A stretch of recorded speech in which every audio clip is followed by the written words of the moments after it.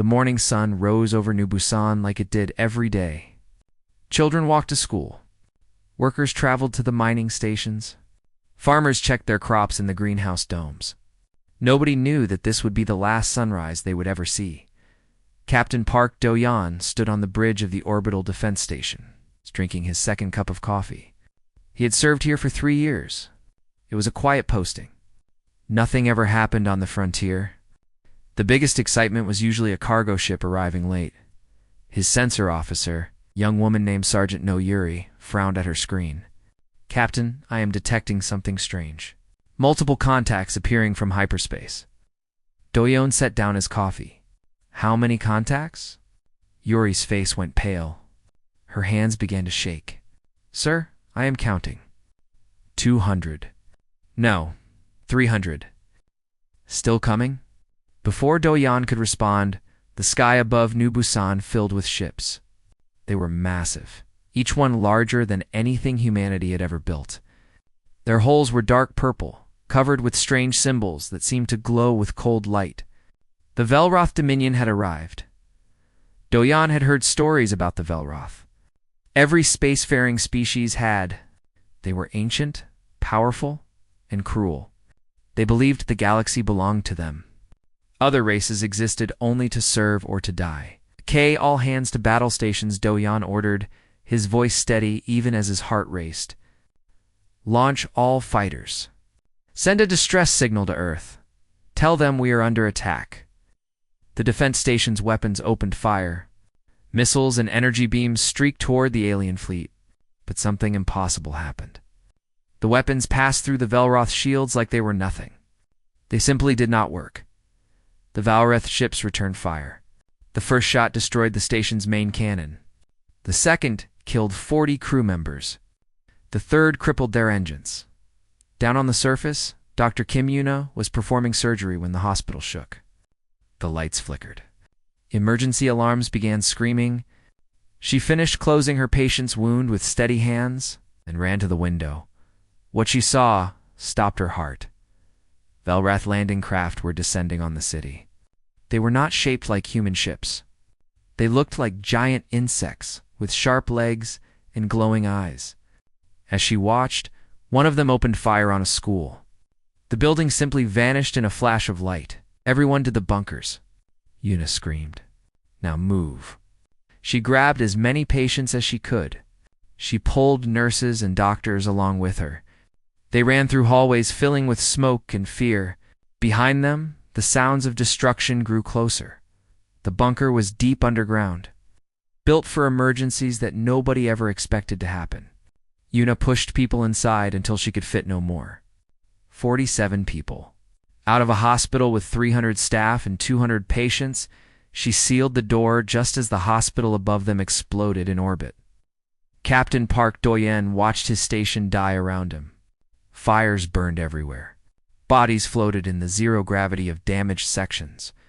Only 17 of his crew remained alive. "Sir," Yuri said, tears streaming down her face, "I am receiving a transmission from the Velrath. Put it through." The alien that appeared on screen was tall and thin, with gray skin and 4 eyes that showed no emotion. It wore armor that seemed to be part of its body. When it spoke, its voice was like ice. "Humans, you have spread into space that does not belong to you. The Dominion has decided your expansion ends today. This world is being cleansed. All your worlds will follow unless you withdraw to your origin planet within one standard cycle. You are not worthy of the stars. This is not a negotiation. This is a fact." The transmission ended. Do-yeon looked at his dying station, at his dying world below. He made a decision. "Is there any ship still able to fly?" "The frigate Gwangju, sir. It is damaged, but functional. Yet everyone aboard. We have to warn Earth." They ran through burning corridors. They carried wounded crew members on their backs. They reached the Gwangju with seconds to spare before the station broke apart, as they fled into hyperspace. Do-yeon looked back at New Busan. The Velroth were thorough. Every city was burning. Every dome was shattered. The oceans themselves seemed to boil under orbital bombardment. 2.3 million people, Families, children, grandparents, dreams, and hopes and futures. All erased in 6 hours by an enemy they had never met. For a crime they did not commit. Deep underground, Dr. Kim Yuna and her 47 survivors sat in darkness. The bunker's power was failing. The air was growing stale. Above them, through layers of rock and metal, they could hear the bombardment continuing. A young nurse named Bae Somi was crying softly. Why? Why are they doing this? Yuna had no answer. She held Sami's hand and watched the security feeds until they died one by one. She watched her world become ash and ruin. She watched everything she loved disappear, but she did not look away. She forced herself to see every moment. She burned it into her memory like a brand. The bombardment lasted 3 days. When it finally stopped, the Velrath left without another word. They did not check for survivors. They did not care. To them, humans were insects. You did not count dead insects. 1 week later, the frigate Gwangju limped into Earth orbit. Captain Park Doyon was the last one to leave the ship. He had not slept since New Busan. He had not eaten. He had only thought about the message he'd carried. Admiral Choi Tai-ho met him at the dock. The admiral was an old man with white hair and kind eyes. He had never seen combat. His generation had known only peace. Captain, Tai-ho said gently, "Tell me everything." Doyon told him. He showed him the recordings. He played the Velrath message. When he finished, his voice broke for the first time. "They killed them all, Admiral. Every single one. And they told us to run." Tai-ho was silent for a long moment. His kind eyes hardened into something cold, something ancient, something that humanity had not felt in 300 years of peace. He turned to his aide. "Get me the United Earth Council. Every member. Now." The aide hesitated. "Sir, it is the middle of the night in most time zones." "Then wake them up. War has come to humanity. And this time, we will not be the ones who break." Across the galaxy, the Velrath Dominion returned to their routine. They had done this 43 times before. Species always surrendered after the first cleansing. Humans would be no different. They were wrong. The United Earth Council chamber had never been so full. Every seat was taken. Every screen showed faces from distant colonies. Presidents and generals, scientists and admirals, all waited in heavy silence. The weight of 2.3 million dead hung over them like a storm cloud. President Han Minji walked to the center podium. She was a small woman with gray hair and tired eyes. She had led humanity through 20 years of peace and growth. Now she faced something no human leader had faced in centuries. "You have all seen the recordings?" she began. Her voice was soft but clear. "You have all heard the Velrath demands. They want us to abandon our colonies. They want us to crawl back to Earth and hide. They want us to accept that we are nothing." She paused. The silence was absolute. "They gave us 1 cycle to decide. That cycle ends in 3 weeks. So I am asking you now, all of you, every nation and colony that makes up the human race, what is your answer?" The vote took only 4 minutes. Every single representative voted the same way. For the first time in 300 years, humanity was completely united. President Han Mingi looked at the results and nodded slowly. "Then we are agreed. We will not run. We will not hide. We will fight." She turned to face the cameras that broadcast to every human world. "My fellow humans, today we received a threat from an enemy we never knew existed. They killed millions of our brothers and sisters. They told us to surrender or die. They believe we are weak. They believe we will break." Her eyes hardened. "They are wrong. We did not crawl out of the mud and reach for the stars just to bow before tyrants. We did not survive ice ages and plagues and wars just to kneel. The Velrath gave us 1 cycle to flee. They will receive their answer in fire, across the galaxy." Humans heard her words. On mining stations and farm worlds, on ships and space stations, people stopped what they were doing. Some cried, some cheered, but all of them felt something change inside. Fear became anger. Grief became determination. The war machine of humanity began to wake. General Nahu had spent his career preparing for a war that everyone said would never come. He had written plans that gathered dust and forgotten archives. He had trained soldiers for battles nobody believed they would fight. Now those plans came off the shelves. Now those soldiers received real orders. We have 17 colony worlds, Sun Wu told his staff. We have 800 warships. We have 300 million people of military age. By the end of the month, I want double the ships and triple the soldiers. Heze looked worried. General, that is impossible. We cannot build that fast. Then make it possible. Every civilian shipyard is now a military shipyard. Every factory that makes cars now makes weapons. Every person who can hold a tool is now working for the war effort. The transformation was faster than anyone expected. Humans, it turned out, were very good at building things when they were angry in soul. At the Advanced Defense Institute, Dr. Beek Jisu worked without sleep. She was a weapons researcher, a quiet woman who had spent her life studying energy shields. Now she studied something else, the wreckage from New Busan. The frigate Guangzhou had brought back pieces of destroyed Velrath weapons. They were strange and advanced, but not magical. They could be understood. They could be copied. They could be improved. Their shields work on a specific frequency, Jisoo explained to General Sun Wu. Our weapons could not penetrate because we were using the wrong approach. But look at this. She showed him a diagram. If we modify our energy weapons to shift frequencies during firing, we can punch through. How long to make this work? 3 months. You have 6 weeks. Jisoo did not argue. She simply went back to work. Across the solar system, humanity built and trained and prepared. Young people volunteered faster than the military could process them. Old veterans came out of retirement to teach. Scientists worked until they collapsed at their desks, but not everyone was fighting with weapons. Ambassador Kong Yunji traveled to the Galactic Concord, a loose alliance of spacefaring species that had existed for thousands of years. She hoped to find allies. What she found was fear. You cannot fight the Velrath, the Tarani representative told her. His species looked like tall birds with silver feathers.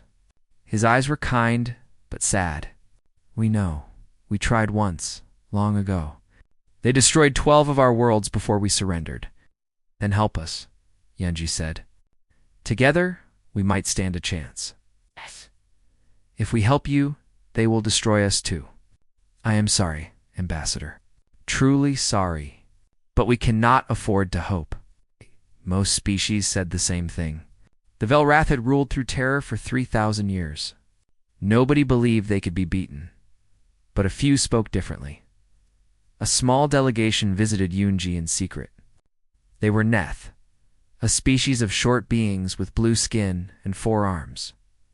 The Velrath had conquered them 200 years ago. Cannot send ships, the Neth leader whispered. They would know. They would punish our people. But we can send information. Maps of Velrath space. Schedules of their patrols. Weaknesses in their supply lines. Why help us? Yunji asked. You barely know us. The Neth leader's eyes were bright with something that might have been tears. Because you are doing what we dreamed of for 200 years, you are fighting back. If you fail, we lose nothing we have not already lost. But if you succeed, he could not finish the sentence. Hope had been beaten out of his people for so long that he could barely speak it. Yunji took his hand. We will succeed. And when we do, your people will be free. Back on Earth, President Han Minji received reports from across human space. Ships were being built at impossible speed. Soldiers were training with new weapons that actually worked against Velrath's shields. The economy had transformed overnight into a war machine. But she also received other reports. Reports about families who had lost loved ones on New Busan. Reports about children who no longer slept. Haunted by recordings of the attack. Reports about a deep, cold anger that was spreading through humanity like a fire. She called Admiral Choi Tai-ho to her office. Admiral, I need to ask you something. When we fight back, and we will fight back, what kind of enemy will we be? Will we become like them? Taiho thought for a long moment. I have asked myself the same question, Madam President. The Velrath gave no mercy. They killed children and old people without a thought. Part of me wants to do the same to them. And the other part? The other part knows that we are not fighting just to survive. We are fighting to prove that we deserve to survive.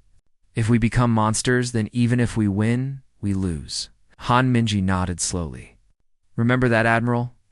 In the dark days ahead, remember that. 3 weeks after the massacre, the Velrath deadline arrived. They expected a message of surrender. They expected humans to beg for mercy. Instead, they received a single transmission. Admiral Choi Taiho appeared on screen. His face was calm. His voice was steady. Behind him, row after row of new warships stretched into the distance. This is Admiral Choi Taiho of the United Earth Fleet. You gave us a choice between submission and extinction. We choose neither. We choose war.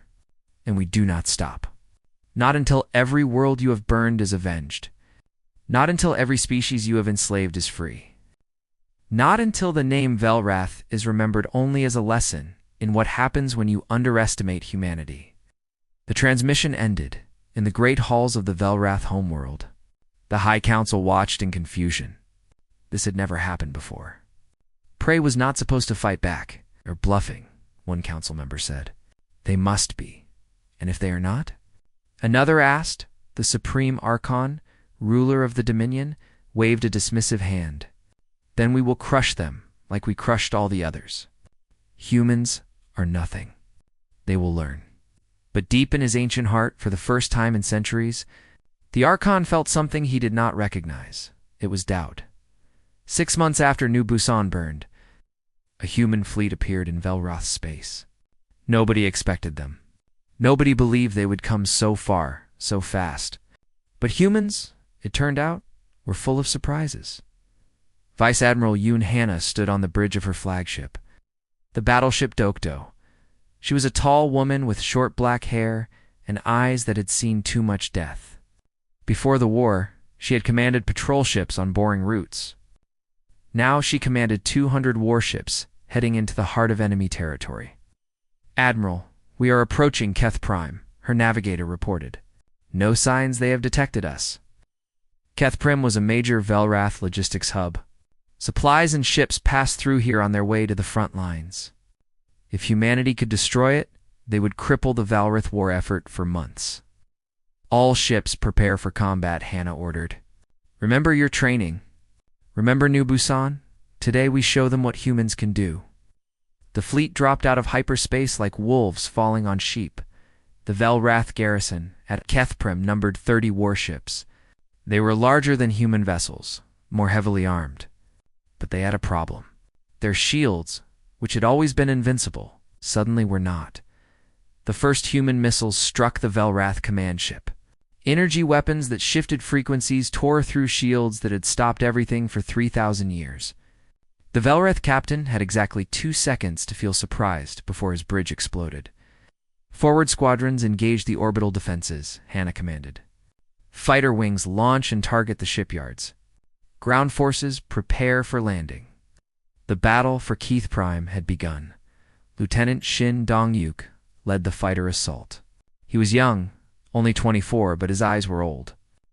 He had been on the orbital station above New Busan. He had watched his home burn while fleeing for Earth. His parents, sister, his childhood friends, all gone in 6 hours. Now he was back, and he had brought friends. Ghost Squadron, follow me in, Dong-yuk ordered. Target the construction bays. Nothing flies out of those shipyards. His fighters dove toward the orbital facilities. Velrath Point defenses opened fire, and space filled with deadly light. Dong-yuk felt his ship shake as a near miss scorched his wing. One of his pilots screamed, "Stay in formation." Dong-yuk shouted, "We are almost there." He fired his missiles at the shipyard's main reactor. The explosion was beautiful, a flower of fire blooming in the darkness of space. 17 Velroth warships, still in their construction cradles, died before they could ever fly. But Ghost Squadron paid a price. Of 12 fighters, only 5 survived the run. Dong Yuk did not let himself grieve. Not yet, there would be time for tears later. Now there was only the mission. On the surface of Keth Prime, human ground forces descended in drop pods. They wore new combat suits, powered armor that made them faster and stronger than any soldier in human history. They carried weapons designed specifically to kill Velroth. Sergeant Major Wang Jinho was first out of his pod. He was a big man, a former farmer from a colony world. He had never wanted to be a soldier. But when the Velrath killed his nephew on New Busan, he had walked into a recruitment office the same day. Move. He shouted to his squad. Secure the landing zone. The Velrath garrison responded quickly. They were professional soldiers, well-trained and well-equipped. They had crushed resistance on a dozen worlds. They had never fought humans. The first Velrath squad came around a corner and opened fire. Their weapons were powerful, designed to pierce any armor. But human suits had been built to counter them. The shots splashed against shields without penetrating. Jinho raised his rifle and fired back. The Velrath shields flickered, then failed. The alien soldier fell. All across the battlefield, the same scene repeated. Velrath weapons that had always worked suddenly did not. Human weapons that should not have worked suddenly did. The technology gap had closed overnight, but technology alone did not win battles. Spirit did. A Velroth officer named Overlord Vesok watched the battle from his command bunker. He had served the Dominion for 200 years. He had conquered 6 worlds and crushed 12 rebellions. He thought he understood war. He did not understand this. Why do they not retreat? He demanded. Their casualties are mounting. Any rational species would pull back and regroup. His aide had no answer. On the screens, human soldiers charged into Velroth fire without hesitation. When one fell, another took their place. They did not stop. They did not slow. They came forward like a tide that could not be turned back. The Sok had seen fear break armies. He had seen despair crush resistance. But these humans had something he had never encountered before. It was not courage, exactly. It was something darker, something that burned cold. It was revenge. Send a message to High Command, the Sok ordered. Tell them these creatures do not break. They do not flee. They advance into our fire as if death means nothing to them. We require immediate reinforcement, the message was sent. But reinforcements would take days to arrive. Keth Prime did not have days. Vice Admiral Yoon Hanna watched the battle unfold from orbit. The Velrath fleet had been destroyed. The shipyards were burning. Ground forces were advancing on all objectives. Everything was going according to plan, but she took no joy in it. How many have we lost? She asked quietly. 47 ships destroyed. 23 heavily damaged. Approximately 6,000 dead. 6,000 lives. Parents and children. Dreams and futures. Gone in a few hours of combat. And the enemy? 28 ships destroyed. The remaining 2 have surrendered. Ground casualties are estimated at 12,000. We have taken prisoners. Prisoners. That was new. The Velrath did not take prisoners. They did not understand why anyone would. But humanity was different. Treat them according to the conventions of war, Hanna ordered. Food, water, medical care. No mistreatment. Her first officer looked surprised. Admiral, they showed our people no mercy. I know. That is exactly why we must show them mercy. We are not fighting to become like them. We are fighting to prove we are better. On the ground, the battle continued for 9 days. Building by building, street by street, human soldiers pushed the Velrath back. It was brutal, bloody work. Many died on both sides, but in the end, the human flag rose over Keth Prim. Sergeant Major Huang Ginho stood in the ruins of the main Velroth fortress. His armor was scorched and dented. He had not slept in 3 days. Around him, his surviving soldiers were resting, drinking water, tending to wounds. A young private named Cha Minho sat next to him. Sergeant, we did it. We actually did it. Jinho nodded slowly. We took one system. The Velrath have thousands, but we proved it is possible.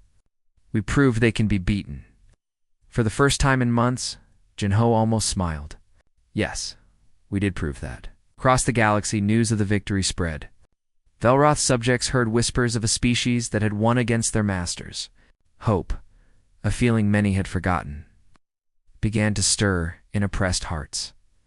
Admiral Choi Taeho prepared a message for the Velrath High Council. His words were careful, chosen to cut as deeply as any weapon. You gave us a choice between submission and extinction. We chose war. Today we have taken your system of Kethprin. Tomorrow we will take another, and another, and another. You cannot stop us. You can only delay us. This war ends when we decide it ends, and we do not stop. In the great halls of the Velrath homeworld, the High Council heard the message in stunned silence. This was not supposed to happen. Prey was not supposed to fight back. Prey was certainly not supposed to win. The Supreme Archon looked at his advisors.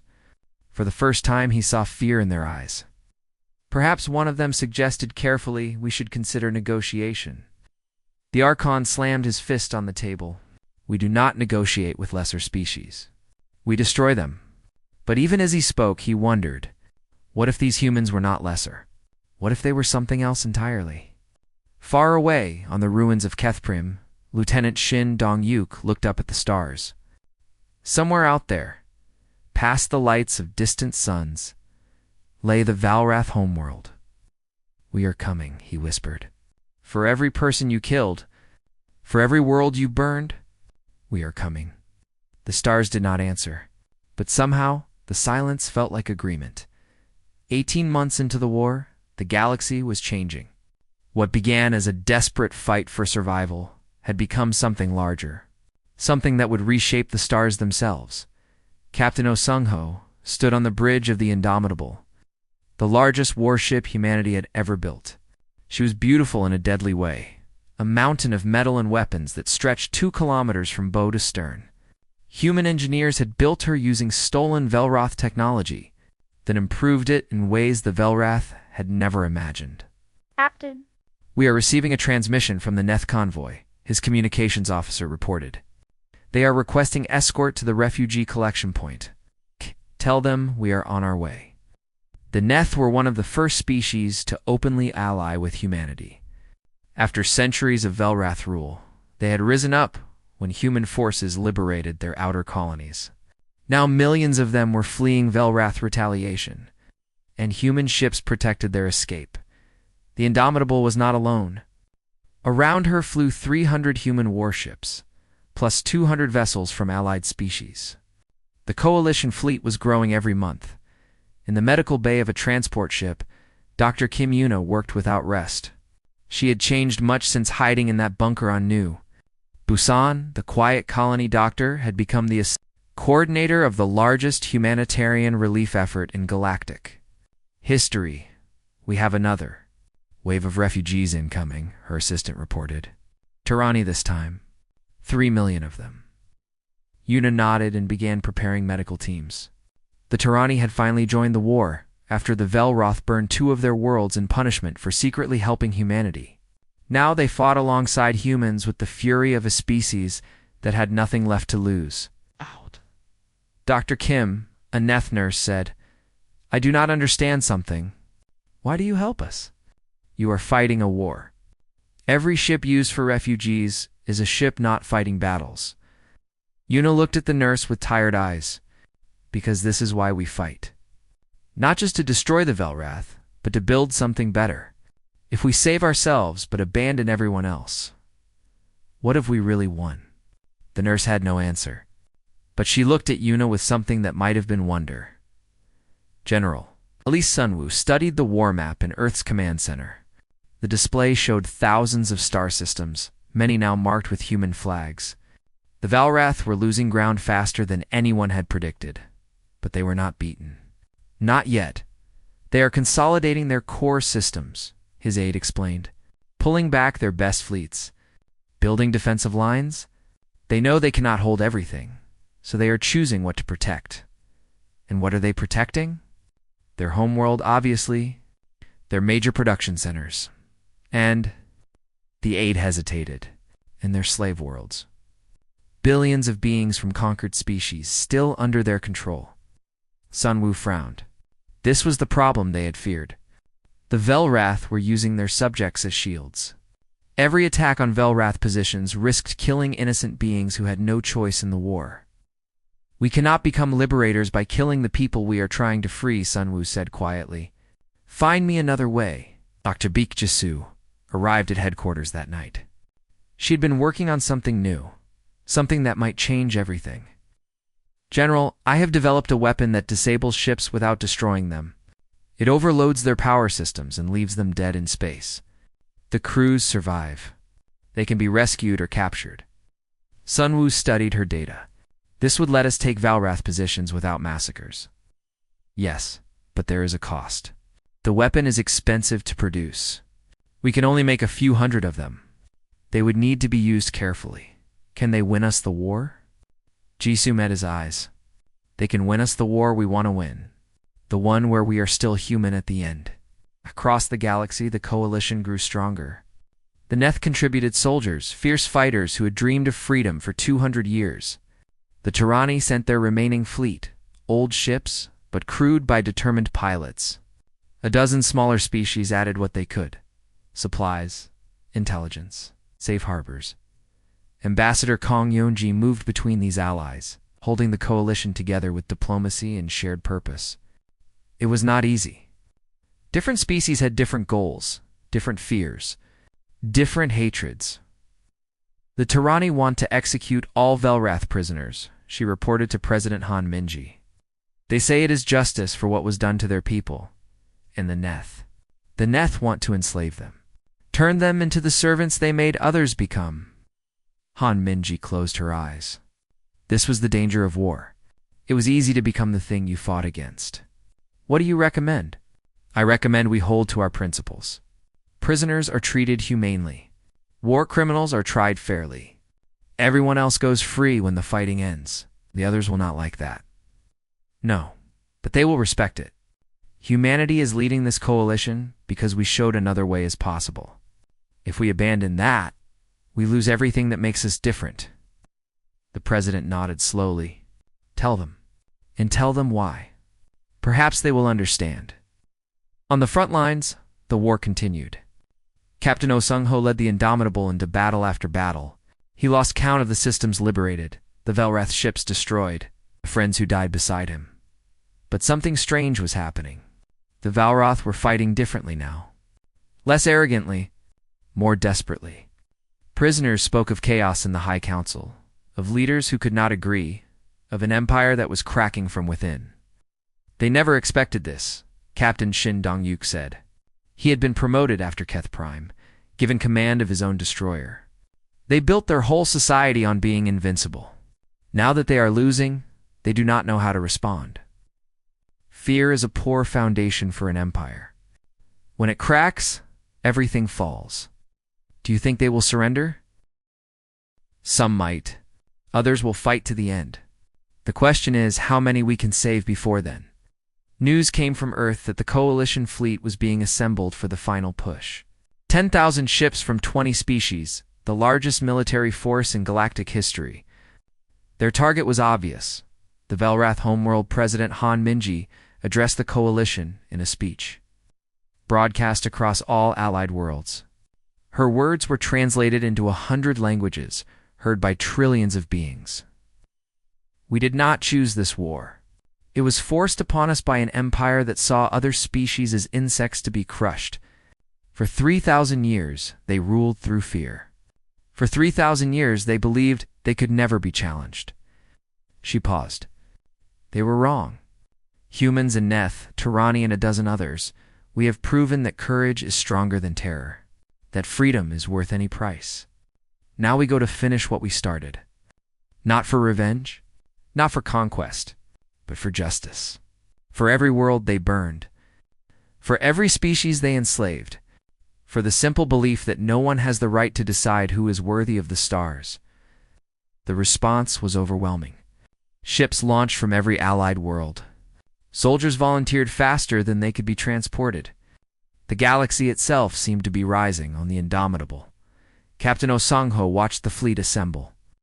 Ships of every design, every species, every world that had found the courage to fight. It was beautiful and terrible, a vision of what the galaxy could become. His first officer stood beside him. "Captain, do you think we will win?" Sungho considered the question. "I think we have already won something important. Before this war, every species kept to themselves, afraid of the Velroth, afraid of each other. Now look at us, fighting together, dying together, building something together, turn to face the stars. Whatever happens at Thesan Prime, that cannot be undone. The galaxy has changed, and it will never change back." The fleet began moving toward Velrath's space. 10,000 ships, 20 species, one purpose. The final battle was coming, and humanity would lead the way. 2 years and 4 months after the massacre of New Busan, the Coalition fleet arrived at Thesan Prime. 12,000 ships from 20 species hung in formation before the Velrath homeworld. It was the largest military force ever assembled in galactic history. Admiral Choi Tai-ho stood on the bridge of his flagship, looking at the planet that had ruled the galaxy through fear for 3,000 years. It was beautiful in a cold way. Blue oceans and white clouds. It's not so different from Earth. Hard to believe that so much cruelty had come from such a peaceful-looking world. "Admiral, the Velrath home fleet is moving to intercept," his sensor officer reported. 6,000 ships. They are launching everything they have. Then let us meet them. The Battle of Thesan Prime began with fire across the stars. Captain Shin Dong-yuk led the vanguard assault. His destroyer, the Vengeance, was first into the Velrath formation. He had waited 2 years for this moment. 2 years since he watched his home burn. 2 years since he promised the dead that he would make their killers pay. "All ships target the command vessels," he ordered. "Break their coordination." The Velrath fought like cornered animals. Their weapons tore through Coalition ships. Their tactics were desperate and savage. They knew this was the end. Victory or extinction. Dong-yuk's ship shook as a Velrath beam grazed his hull. Alarms screamed. Fires broke out on 3 decks. But he did not turn back. "Keep pushing," he shouted. "For New Busan, for everyone they killed?" His crew answered with determination. They had all lost someone. They all had reasons to fight. The vanguard broke through the first Velrath defensive line at terrible cost. 30 ships gone in minutes. But the gap they created let the main fleet pour through. Captain Sungho brought the Indomitable into the heart of the battle. The massive ship absorbed hits that would have destroyed lesser vessels. Returning fire with devastating effect, Dr. Beek Jasu's disabling weapons were loaded in the forward tubes. Ready for the right moment. "Target the shipyards," Sungho ordered, "but use the disabling weapons. We want prisoners, not corpses." The Indomitable's special weapons streaked toward the orbital construction facilities. When they hit, they did not explode. Instead, they pulsed with strange energy.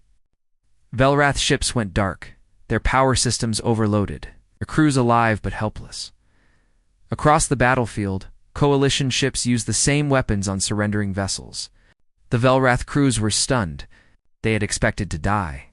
Instead, they were being captured, treated as prisoners of war. It confused them, and confusion led to more surrenders.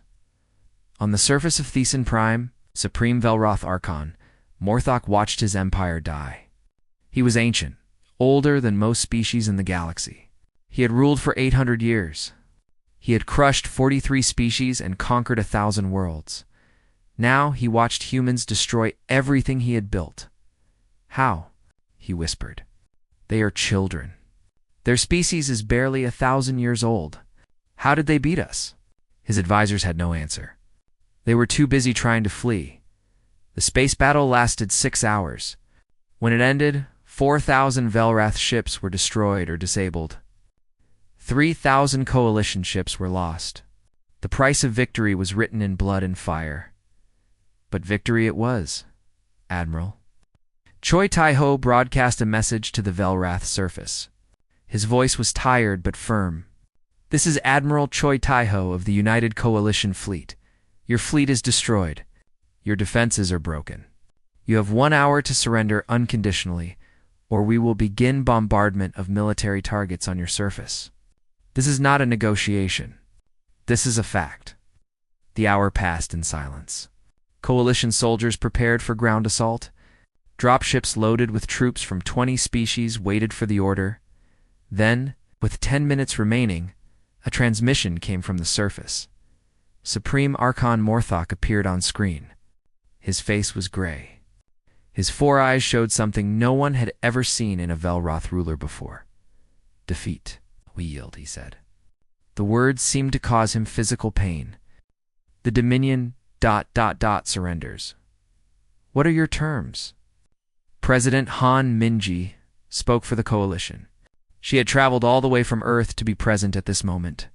Her voice was calm and clear. "First, all conquered species are immediately freed. Every world you have occupied will be returned to its people." Morthok nodded slowly. "You will pay reparations to every species you have harmed. The details will be determined by an independent tribunal." Another nod. "Third, the Velrath will never again field a warship beyond your home system. You will have defensive forces only. Any violation will be considered an act of war." Morthek's hands trembled. "You take our empire. You take our fleet. You leave us with nothing. We'll leave you with your lives," Han Mingi replied. "Which is more than you offered the people of New Busan, more than you offered any of the 43 species you tried to exterminate. Be grateful for our mercy, Archon. It is more than you deserve." The surrender was signed within the hour. The war was over, but the work was just beginning. "Dr. Kim?" Yuna spent the next months coordinating medical aid to the freed species. Billions of beings needed food, shelter, and care. The damage the Velrath had done over 3,000 years could not be undone quickly, but it could be undone on world after world. Beings who had known only slavery began to build free societies. Some chose to model themselves after humanity. Others found their own paths. All of them remembered who had given them the chance. Captain Shin Dong-yuk retired from the Melita. He had done what he promised the dead. He had made their killers pay. Now he wanted something different. He returned to Nubus. His slowly recovering, colonists had returned to rebuild what was lost. The scars of bombardment still marked the surface, but cities were rising again. Life was returning. Dong-yuk stood before the memorial that had been built in the capital. 2.3 million names were carved into walls of white stone.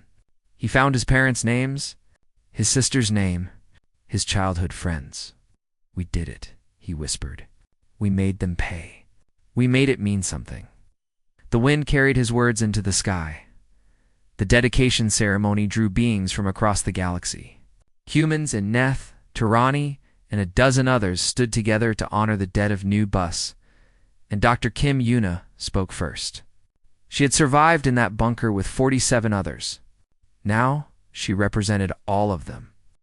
"I watched my world burn," she said. "I watched everything I loved become ash. For a long time, I thought I would never feel anything but grief and rage." She paused, looking at the crowd. Humans stood beside aliens, former enemies beside new friends. But grief became determination. Rage became purpose. And purpose became something I never expected. Hope. Not just for humanity, but for the galaxy. We proved that tyranny can be defeated.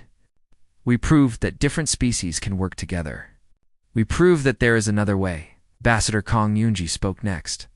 They thought slaughter would break us. They thought we would flee or surrender like all the others. They were wrong. Not because humans are special. Not because we are stronger or smarter than anyone else.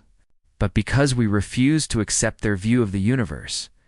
They said only the strong deserve to exist. We said everyone deserves a chance. They ruled through fear. We chose to build through hope. She looked at the memorial at the names carved in stone. These people died because we reached for the stars. But their deaths were not meaningless. They showed us what we were willing to fight for. They showed us who we wanted to be. And because of them, the galaxy is free.